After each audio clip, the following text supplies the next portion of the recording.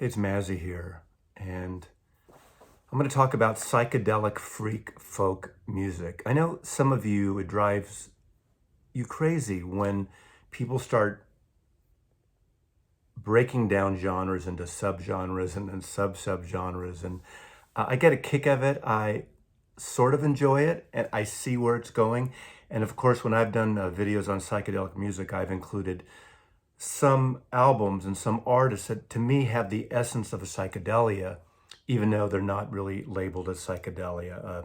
Especially when you go back to the late 60s, mid-late 60s psychedelic music of the cliche, psychedelic guitar work and space out production and sound effects and getting in the deep essence of what that music is about.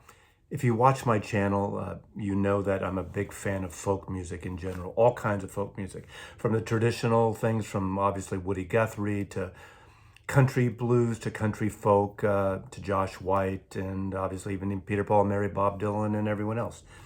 There's all these kind of crossover artists, especially in the 60s when they were crossing over from pop sensibilities. A first artist I'll just mention off right away would be Donovan. And Donovan has a certain prejudice against him over the years. Some consider him twee and light, a light Bob Dylan, the light UK version of Bob Dylan. But to me, he's an important artist and an innovator in so many ways. And what as I go through this list, it's far from definitive. There are so many artists in the last, literally in the last 10, 20, 30 years that I'm not familiar with. There's a whole new subgenre of freak folk, and that goes on, and you just split them apart and put them in these subgenres as well. And do we really need to? No, but for the sake of this video, I think it's a nice exercise and something that I enjoy doing of when I'm listening, let's say to a playlist. If I do make a playlist from my CD collection on my hard drive, all these records you're seeing today are the kind of things I may put on the same playlist, even though they're from literally different generations, different decades, different subgenres, and may not have anything in common on the surface. I think it's important and just an enjoyable experience listening to music like this. Now, obviously, Donovan did start out more traditional folk artist. In fact, one of his own songs, Colors, was a very psychedelic pattern to it, and it was a beautiful, beautiful song. But also, he got known for covering a song by Buffy Sainte-Marie, and that's Universal Soldier. He got into the protest side, but then once 1965 hit, hooking up with the producer Mickey Most, who had been working with Jeff Beck and other artists and Herman's Hermits, he developed a little more pop aesthetics. And obviously, Sunshine Superman was a huge hit in the States. And there are songs on here. There's The Trip, Season the Witch, Fat Angel. Those three songs alone have this sort of ethereal sound. Now, the way I'm defining freak folk psychedelic, there's no one way of describing it. There's no one description of it. It's ethereal. Early on, there was a lot of raga Eastern influences to it. There's a dirgy sound to some of the artists more than others, and it merges with psychedelic overtones. Now, most of it was acoustic based. Of course, electronic instruments brought in, classical instruments brought in, a lot of traditional English instruments, and a lot of this comes from a lot of these English bands that I was into, and I featured on previous videos, Pentangle, Fairport Convention. I don't have most of them in here because, you could pick and choose an album, a song from their entire careers that would fit in this freak psychedelic folk. It's a mouthful, isn't it? Type of genre. But obviously, I'm not going to show every single Donovan album or any of these artists, but this is an important one. This, to me, obviously is an important one. The Gift to a Flower to a Garden, which is essentially one record. It's almost like a children's record. It's got a certain innocence to it, a very kind of, you're right, a twee sound to it. But it's a gorgeous record, and it's got this mood to it that I consider in this psychedelic freak folk genre. And this was the box set that came out in the States. And then another album I've shown, HMS Donovan, another children's album he did in 1971 that a lot of people didn't hear, didn't even come out in the United States. And there's some really interesting songs on here. So I'm starting out the gate with Donovan, not that he's the beginning of it. Again, a lot of these albums, artists like Donovan and the next few I'm showing, weren't considered freak folk. And it's after the fact putting these people into a box, into a genre. It's coming up with a term, a name, something to explain what this music is about. Do we need it? No. Is it fun? Sure it is for some of us. I'm only showing one album by him, but to me, Leonard Cohen is the epitome of this down, dirgy, intimate folk writers and folk singers. Obviously, at the time, I mean, Dylan had an unusual voice at the time. He seemed to transcend that and made it very popular. Leonard Cohen was obviously more popular there's a cult audience he had early on, and of course, his songs being covered by the likes of Judy Collins and other artists that were doing his songs and made him accessible to the larger audience, because obviously there's a whole group of people that don't like the dark, dirgy folk style of his, almost talking style of this. But his debut album is a beautiful record, and his entire career, he augmented his voice with the sounds of harmonies and the background voice of groups of women, and I think it suited him really well. It balanced that kind of low-key dirge thing out. But Leonard Cohen, songs of Leonard Cohen. When I started thinking of this, I've been wanting to do this video for literally 2 years. Early on, I thought about this, and out of all the groups that I thought about, when I think of freak folk, psychedelic folk, the one group I think about the most is Pearls Before Swine. New York group led by Tom Rapp.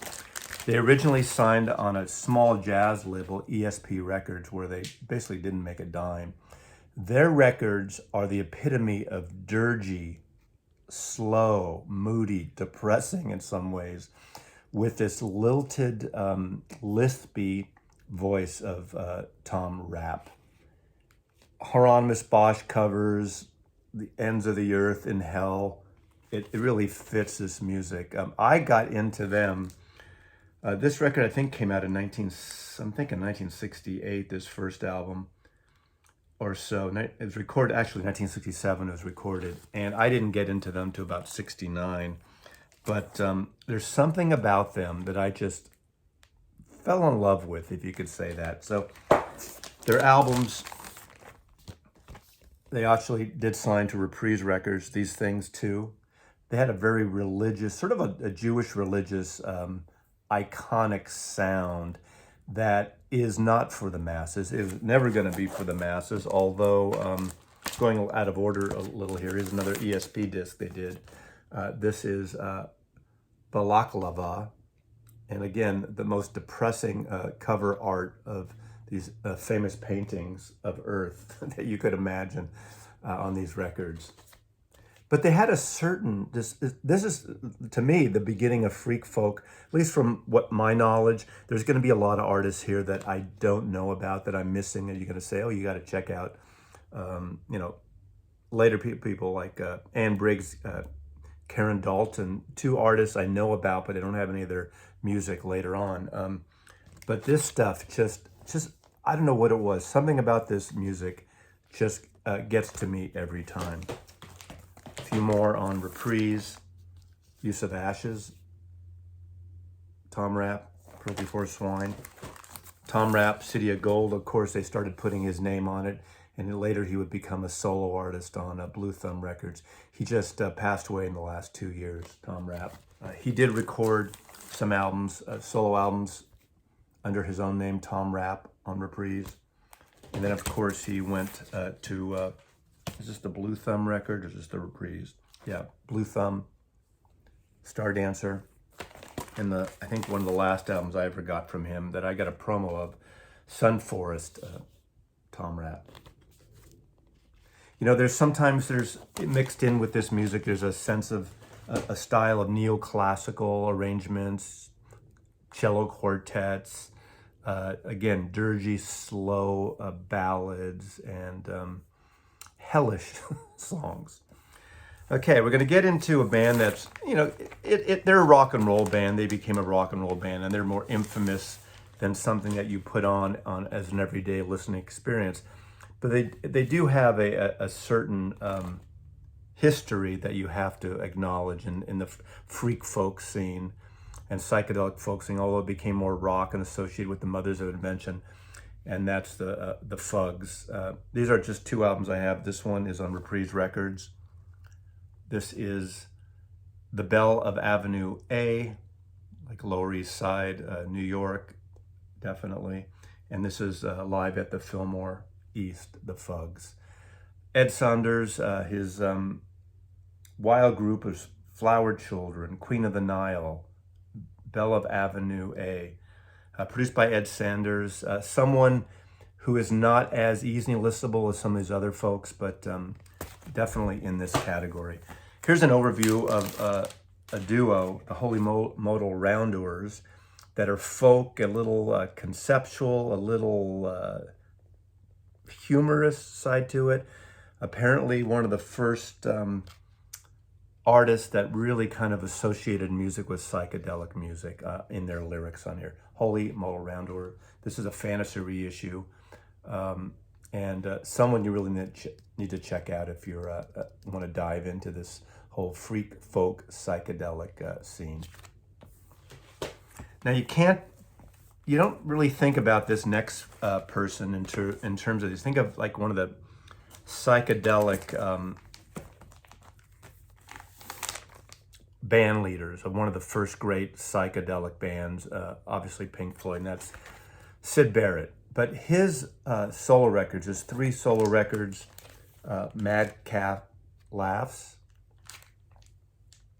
Barrett on Harvest Records, and Opal, are just full of folky, psychedelic, madcap fun. He's someone that definitely fits in this category as far as I'm concerned with this kind of, it's kind of, there's a certain melody to this music, but it's got an acoustic sort of basis to it with all these other instruments added on. This is a record that Searching for a Thread Dom sent me as a gift, and this is Robbie Bashaw's Songs of Great Mystery, an unreleased record that just came out in the last several years. Now, there's a whole subgenre of primitive guitar stylings, which I'm not including most of those people in here. There's John Fahey, there's Robbie Bashaw, there's Sandy Bull, there's Leo Kottke. A lot of it happens to be more instrumental, although Leo Kottke famously quotes and refers to his own voice as geese farts on a muggy day, how he would describe the sound of his voice. Robbie Bashaw does some more, again, there's more Indian and raga type performances on this record. This record, and or again. Now this is the expanded version that has 3 records of outtakes, alternative versions, demo work. But the original album, Or, was released originally in 1968. He was an original member of Moby Grape, and problematic drug casualty. And this record found an audience 20 years after the fact or more. It's psychedelic, it's folky, it's disjointed, it's all over the place. The melody stops and starts in various aspects. But if you give it time, it's one of those albums that's really worthwhile, really interesting, and to me fits right into this psychedelic freak folk genre. Again, at a time when, I don't think labels knew how to market this stuff or put it out there. So Skip Spence. The producer Joe Boyd is someone I've talked about many times on my channel. An American expatriate, moved to New York, starts a UFO club, produces Pink Floyd's first album, ends up discovering the likes and recording and producing the likes of the Incredible String Band, Nick Drake, Maria Muldaur, Jeff Muldaur later. But these 2 albums by Incredible String Band, We Tam and The Hangman's Beautiful Daughter. I mean, you could pick any of their records. There's a certain sort of ye old English sound with this stuff, but it's very much into the psychedelic freak folk stylings. Again, we didn't call about that. They had a successful run, not huge sellers in the pop chart sense, but a very cult following. Again, those late 60s, early 70s, that English music, that English folk music, and that spilled over into the States too. So Robin Williamson and Mike Herron are the main two artists in Hangman's Beautiful Daughter, the incredible string band. They kind of like really got out of this whole hippie thing. I mean, again, this whole freak folk thing comes out of also the hippie movement, almost Renaissance fair type of stuff, where it really kind of epitomized the image of these artists. And later, there's an artist that to me brings all this back, who's a contemporary today of the last 10, 15 years, who brings back the incredible string band and Donovan and the likes. And next I got to talk about Nick Drake. Now this is his third album. This is one he went back and just pretty much, it's almost all him acoustic. This one is not produced by Joe Boyd. This is self-produced with engineer John Wood helping him out. And of course, Pink Moon became a unlikely hit in a way, 30 years after his death because of Volkswagen using it in a commercial about, 15 years ago. And everything was reissued, and finally his records were selling, and his catalog back in print. Beautiful record, again, very intimate record, very catchy, very ethereal, and fits right into the freak folk psychedelic. Again, those of you might say, why do we need that psychedelic freak sound? It's just folk music. It's beautiful singer-songwriter music, which is true. But for the sake of this genre, this playlist, in essence, this video is essentially a playlist from my point of view. John Martin is an artist I'm a big fan of, was on Island Records for a long time, did a series of records, a couple of records with his wife under the moniker John and Beverly Martin. And this is a Storminger. I'm just showing this one. He got into a more of a folky, jazzy sound, which I still could include in the freak folk sub-genre. But I really like this record. I mean, obviously, after a couple records, they broke up and didn't do things together. But there's something really lovely about this record. And it's the one record I want to include in this video on folk music in psychedelic freak folk music. John and Beverly Martin.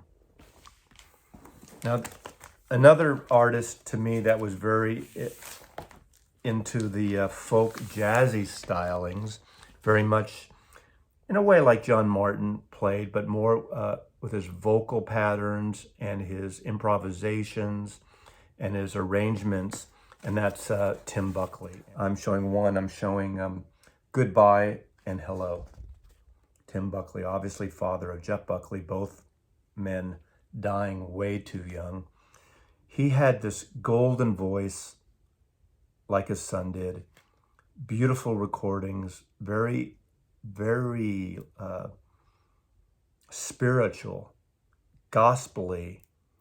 He would go into different vocal patterns and vocal melodies that transcended the music that he was playing. I mean, later on he did one of my favorite albums that doesn't fit in this genre at all. That's Greetings from LA. That's one of the funkiest albums from Los Angeles I've ever heard. That's not a black soul record. That side one of that record is sexy, it's beautiful. And that's the same with his albums. I mean, there's several albums, many of his early albums on Lecture Records I could have included in this, but here's one here. Now, I did mention Pentangle and Fairport Convention, and I almost stayed away from them on purpose, but I felt that some of this record, Cruel Sister, Jack Orion, obviously with John Renbourn and Bert Jansch, there's a certain style they had that was more based in traditional English folk music, updating it for modern aesthetics, getting more electric in essence, more jazzy too. But I think this record, and maybe the live record that came out, I think the year after this, This is from 1971, I believe, 1970. This is Cruel Sister. I love their debut, which is more jazzy. Probably not, I almost didn't include this in this freak folk psychedelic thing, but I think it's important to have them represented. Same with from Fairport Convention. This is the debut solo album by Sandy Denny. Arguably the prettiest, most beautiful voice in the folk, the English folk movement, and in the folk movement in so many ways. What a gorgeous angelic voice. Again, another artist who died too young. This record is so wonderful. Again, anything that you can get by her on from Fairport Convention, or the band that made only one record, as I recall, Fotheringay, a project, which are just, it's just such a beautiful record. She wrote the song "Who Knows Where the Time Goes," a song made famous by Judy Collins. And again, Sandy Denny, one of the most beautiful voices, and really fits in, you know, peripherally to this freak folk scene. Now, this album is an album that bombed. I said earlier, Buffy Sainte-Marie, Donovan covered her song Universal Soldier and made it a pretty big hit. Her records, Native American, First Nations artist, folk singer, wrote some beautiful music. More of her albums are more traditional sounding. This record was from 1969, and it's called Illuminations. A lot of raga, a lot of spacey stuff on it. It's her most psychedelic record, and it's not for everyone. A lot of this music is not for everyone, but if you want to dive in to have some ethereal, spacey music, and if you can make playlists and pick and choose of some of the stuff, it would be really kind of cool.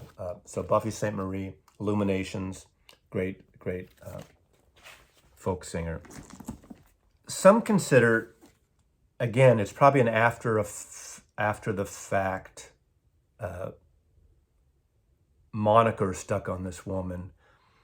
Vashti Bunyan made an album in 1970. This is not that album. This album, I believe, came out in like in the last decade, 15 years. And this album is called Lukka Furting. She made a record in 1970 that just didn't go anywhere, and she quit the music business. 30 years later, she makes this record. Some consider her sort of the godmother of the freak folk movement. Ethereal, spacey, not terribly accessible. I don't have that original album. This is the only album I have of hers. But if you want to invest in something really interesting, you need time.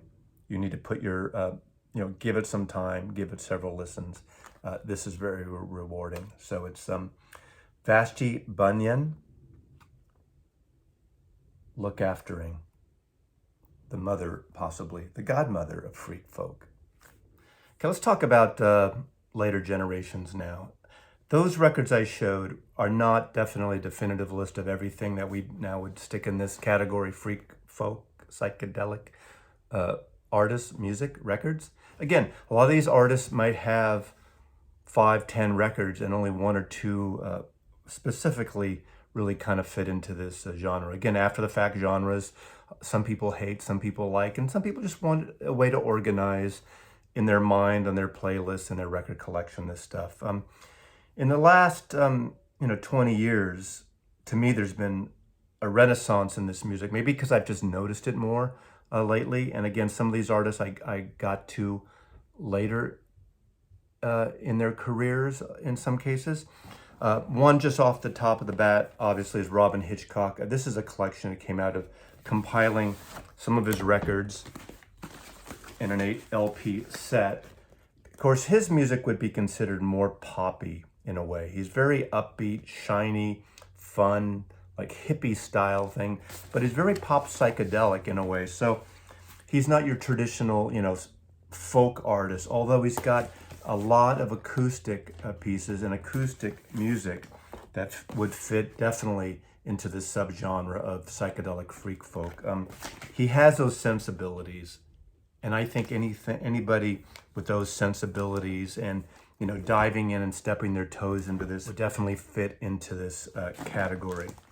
Now, there's some artists here. This is an artist that I got turned on to because of my friend, the archivist, and she had made a playlist for me, and 2005, 2006 with a handful of artists that I just missed completely. And some of them only had 1 or 2 albums out up to that point.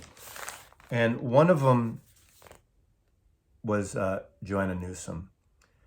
She had a song from her first album, which I don't have on vinyl here. I do have on compact disc.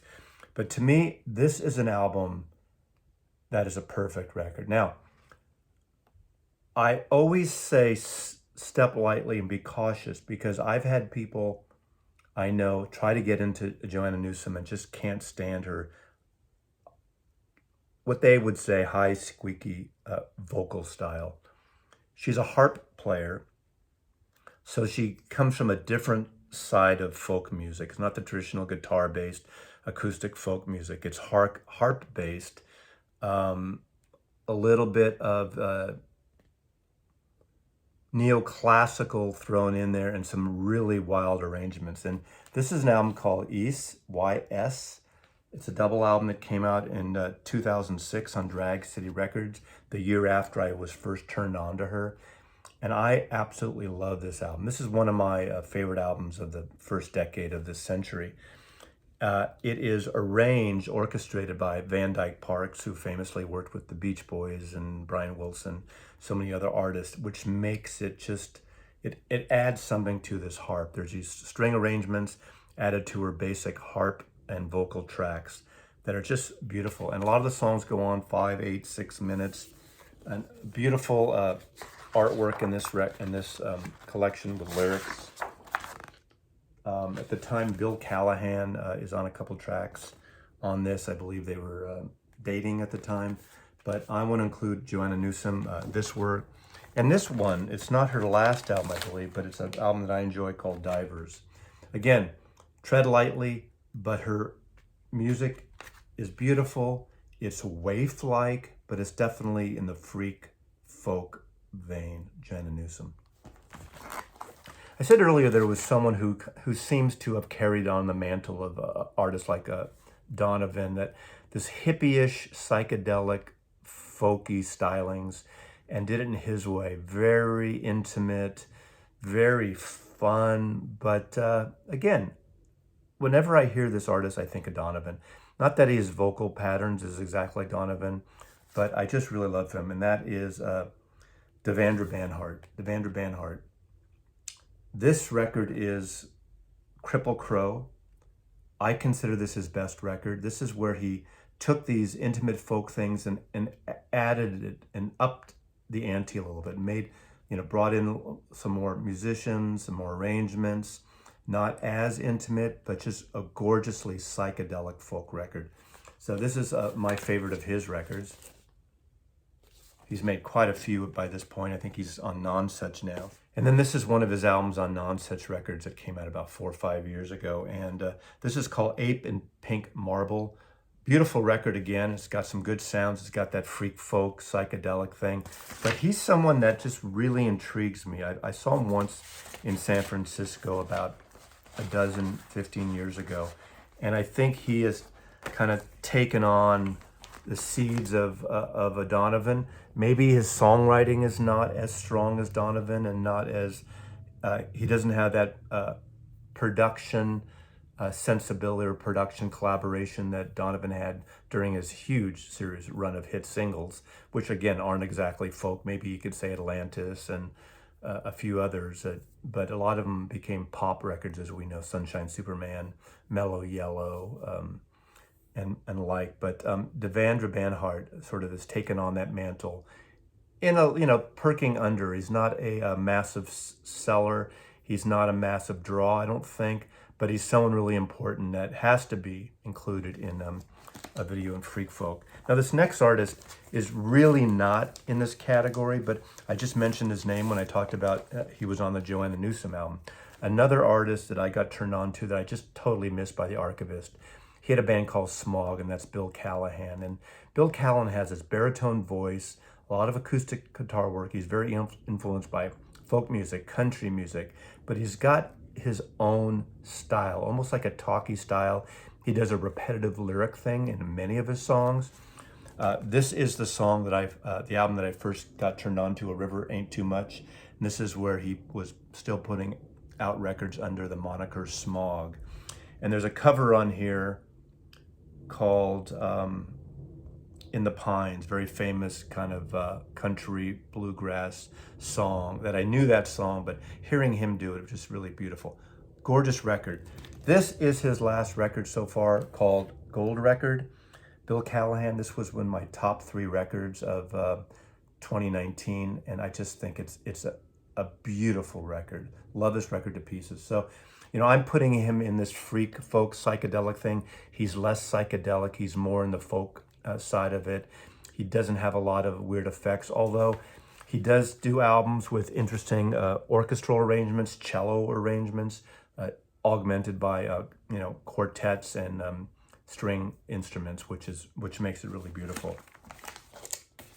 Now, an album that became a cult classic again is Neutral Milk Honey in the Aeroplane Over the Sea.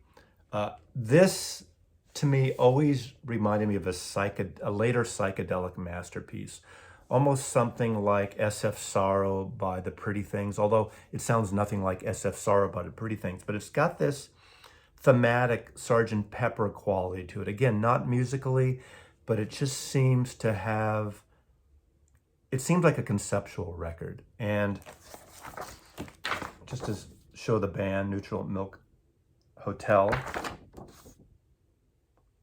in the Aeroplane Over the Sea. Again, another record I got turned on to maybe 6-7 years after the fact, but a very favorite of mine, a quirky record, and quirky fits right into this sort of neo-psychedelic freak folk sound, and that's a Neutral Milk Hotel record. Okay, a few more artists here. This is one I came late to the party on, and Liz Harris, believe she lives in Oregon now, put out a series of records under the moniker Grouper. Grouper is her pseudonym for her records. Very ethereal, very dirge-like, very lo-fi records. This is one artist that is still new to me. I got this record during lockdown, during the lockdown pandemic. And it's just a beautiful, beautiful record. Indie to the hilt, but gorgeous. She'll do things like tape loops and you know, effects within her music too, apparently, when she performs live. Michael from Noted and Archive really kind of pushed this on me, not intentionally, but he did a little mini kind of showcase on her, and I love this record. And beautiful record by Grouper, Grouper, Grouper. Continuing the freak folk thing, literally, and again, an artist that I've showcased occasionally here is Coco Rossi. Two sisters, two estranged sisters that were brought up separately, I think one in France, one in the US. One studied opera. They have a series of albums. I don't know if this is the most representative of folk. I only have 2 of their records on vinyl. I have them all on compact disc, but I wanted to stick vinyl for this particular showcase. And their last record is a very upbeat dance record, and it's really fun. So one of the sisters has this like almost Mickey Mouse high key voice, not unlike Joanna Newsom. And the other is this amazing opera singer. And they do these intercuts with trip hop and folk and psychedelic and a really wonderful mix of really interesting and innovative arrangements. And I saw them twice at the Great American Music Hall in San Francisco over a period of about a year and a half, and I was just blown away. So this record came out in 2013, and it's a really lovely record. So their earlier records are the more freak folk psychedelic stylings. They're getting into more dance, a little more trip hop, although they had that. Anthony from Anthony and the Johnsons sang on several of their songs, and they're just a fantastic duo. They sound like nothing else as far as I'm concerned. So that's Coco Rossi. Okay, I'm going to end up with Sufjan Stevens. Now, he gets into all these subgenres. I think this is his masterpiece, Carrie and Lowell. It's about his mother and stepfather. What a autobiographical story. And listening to this, I wouldn't even think of this as a folk record by any stretch of the imagination. This record, his latest, The Ascension, Sufjan Stevens, is very psychedelic, more electronic based. So in essence, these aren't that. He did a series of, or he did an album on states, Illinois, and he was going to do all these various states. I don't think he ever finished that project.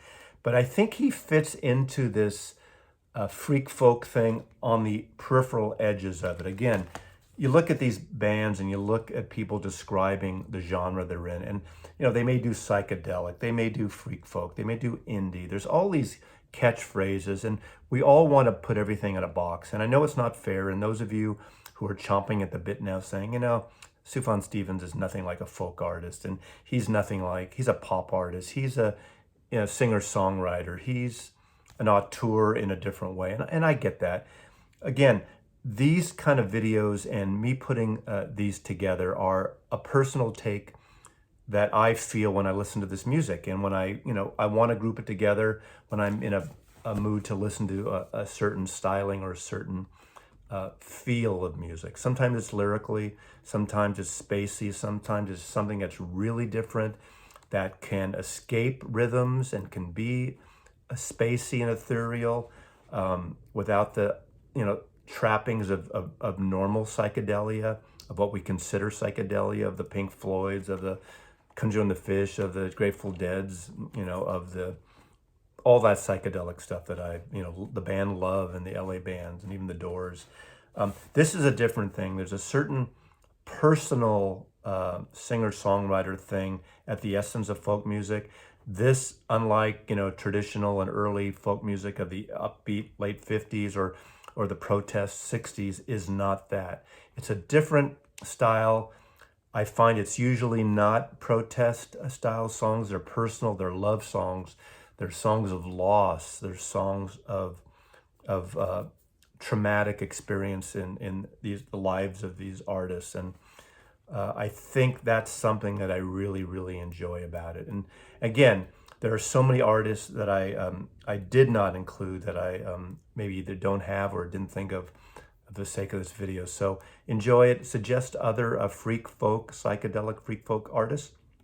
What can I call it? Psychedelic freak folk artists. Does that work? Anyway, hope you enjoy it. If you don't know this music, check out some of these. Just Google them, and I didn't do a playlist below, and just enjoy it. Freak folk, psychedelia. Thanks for watching. I do appreciate it, and you know what to do. Mazzy loves you. Thank you.